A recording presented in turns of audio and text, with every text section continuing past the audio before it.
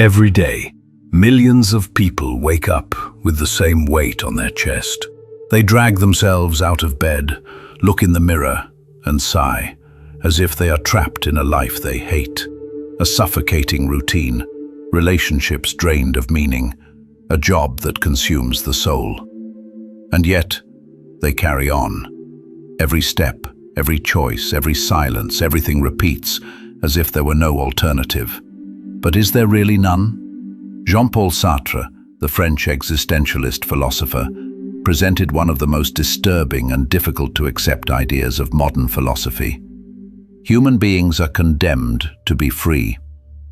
In other words, no matter how much you try to deny, rationalize, or dramatize your circumstances, in the end, you are always choosing. Even when you decide to do nothing, even when you claim that you have no choice. This is where the concept of bad faith comes in, developed by Sartre in his work Being and Nothingness. Bad faith is the sophisticated and unconscious self-deception we use to pretend that we are passive victims of a world that oppresses us, when, in fact, we are co-authors of our own imprisonment. Bad faith is when you say, "I have to stay in this job because I have bills to pay," as if there were absolutely no other possibility. It's when you assert, "I can't end this relationship, I've invested too much in it," ignoring that continuity is also a choice and that any investment can be abandoned. Bad faith is, above all, the mechanism that protects us from the unbearable anguish of recognizing that we are free. The problem is that this protection comes at a cost, our very happiness. The more you lie to yourself saying that you can't change, the further you distance yourself from who you really are. And the greater the distance between what you live and what you wish to live, the deeper your unhappiness becomes. This video is a direct confrontation with that dissonance. Sartre does not offer easy consolation. His proposal is brutal. You are absolutely free, and this freedom is a burden you try to avoid every day. But there is something liberating in this brutality, because the moment you recognize that everything you live is the result of choices, conscious or not, you also discover that you can to hide.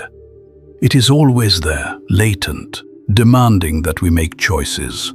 When he speaks of being for itself, pour soi, Sartre points to the unique capacity of human consciousness to perceive itself as distinct from the world. We are, simultaneously, what we are and what we are not yet. We are what we project ourselves to be, and it is precisely this consciousness that condemns us to a painful paradox. Nothing in our past or in our current personality guarantees that we will follow the same patterns as yesterday. We can, at any moment, act completely differently, and that is terrifying. This vertigo, which Sartre calls anguish, does not come from an external fear, but from the internal recognition that there are no limits to our freedom beyond those we choose to impose on ourselves. It is in this chasm between what we are and what we could be that bad faith is born. We pretend not to be free so that we do not feel the vertigo of that freedom. We invent stories that we are trapped by circumstances, by fate or by society, because it is easier to believe in the illusion that we are puppets than to face the fact that we are holding the strings all along. This understanding is uncomfortable because it destroys the victim role that many of us assume. It holds a mirror in front of us and shows that behind every "I can't," there is a hidden "I don't want to pay the price." Freedom is total, but it is not free. Every choice implies loss, renunciation, and risk. That is why, even hating a life, so many people continue to choose it, because the familiarity of prison seems less frightening than the abyss of freedom. When Sartre says that we are condemned to freedom, he is unmasking us. By stripping away our justifications and excuses, he forces us to see the power that has always been in our hands. The most paralyzing illusion of modern existence may be this: that we are trapped in a life we did not choose. It is common to hear phrases like, "I have no choice," "I can't leave this job," "I can't end this relationship." These statements, repeated to exhaustion, seem to describe an objective, unquestionable reality. But according to Sartre, these phrases are not truths, they are escapes, and behind Tell ourselves these stories. We do not say, I am choosing this suffering because I am afraid of the alternative. We say, I have no way out of this. This inversion is what sustains the illusion. Sartre argues that even inaction, what we call doing nothing, is a form of action. When you remain silent, you are choosing silence. When you postpone a decision, you are deciding not to decide. There is no escape from freedom. And this is precisely the hardest point to accept. You are where you are because you chose to be there. And you will remain exactly there as long as the pain of staying is less than the fear of changing. The price of change can be high. It requires facing challenges, losses, sacrifices. But the cost of denying your freedom, of continuing to live a life you claim to hate, is infinitely greater. The erosion of your integrity, your self-esteem, your sense of identity. For Sartre, the chronic unhappiness that many experience is caused by the dissonance between the life they choose to live and the narrative they maintain to avoid taking responsibility for it. It is an internal conflict between what one lives and what one believes they deserve to live. The human being is an excellent storyteller, especially to oneself. We create narratives not only to make sense of the world, but to justify what we have already chosen deep down. This is the dissonance that forms the central mechanism of bad faith. On one side is the narrative, I have no choice, I am forced to live this way. On the other are the concrete actions, waking up, wearing the same clothes, going to the same job, staying in the same relationship, repeating the same habits. Dissonance sets in when language separates from action, when the mouth says, I am a prisoner, but the body continues to silently obey the routines of the prison. And this contradiction does not go unnoticed by consciousness. It accumulates silently, like an internal tension that manifests in various forms: insomnia, apathy, irritation, existential crises. The individual begins to live a subterranean war between what they feel and what they tolerate. Sartre argues that this dissonance is not only psychological, but existential. The human being, when acting External conspiracy. There is only the absence of real responsibility for the choices one makes. What if you face this dissonance head-on? What if you recognized with brutal honesty that everything you are living is a direct reflection of your choices or the lack of courage to change? This is the turning point, the moment when the cost of staying exceeds the fear of changing. Every real transformation begins with a collapse. It happens when, finally, the pain of continuing becomes greater than the fear of change. Sartre understood this with brutal clarity. Human beings only move when permanence becomes unbearable. Before that, everything is rationalization, everything is postponement. That's why so many people live between constant suffering and postponed change.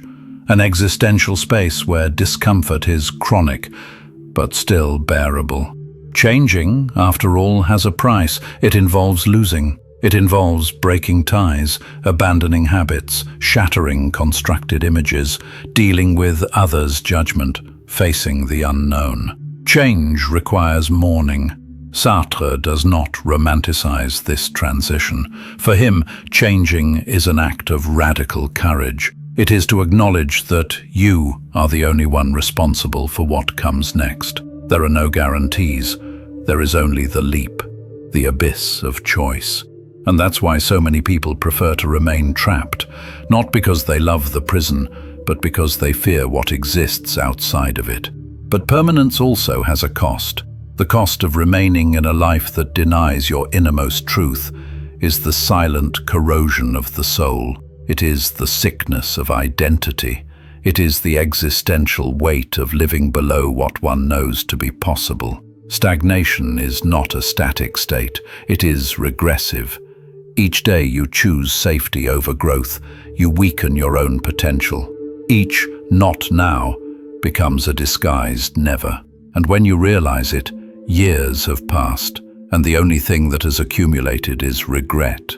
That's why the most important moment is the instant when the pain of staying finally surpasses the fear of leaving. It is at this point that the mask of bad faith begins to crack. The lie of "I have no choice" starts to lose strength, and a new question begins to emerge. Life. What they are really saying is, I am choosing not to pay the price of change. Every feeling of imprisonment that does not involve handcuffs or physical walls is, at its core, a comfortable choice. Sartre goes even deeper by stating that even passivity is a form of action. By not acting, you are making a choice, the choice to abstain, to keep everything as it is. And the most disturbing thing is that no one can make that choice for you. You are solely responsible for being where you are, and you are also the only one with the power to leave. This kind of total responsibility can be suffocating. It is easier to believe that we are waiting for the right moment, or that life will change when X happens. But all of this is carefully constructed distraction to avoid the weight of knowing that life is in our hands. Because when you truly understand this, there is no one left to blame. Why so much fear? Because true freedom requires sacrifice. It demands renouncing the comfort of the known, giving up the victim role, abandoning the old narratives that justified our paralysis. And above all, it requires responsibility for everything, for the mistakes, for the failures, for the successes that did not happen because we chose not to act. That is why Sartre said, we are condemned to freedom. There is no escape.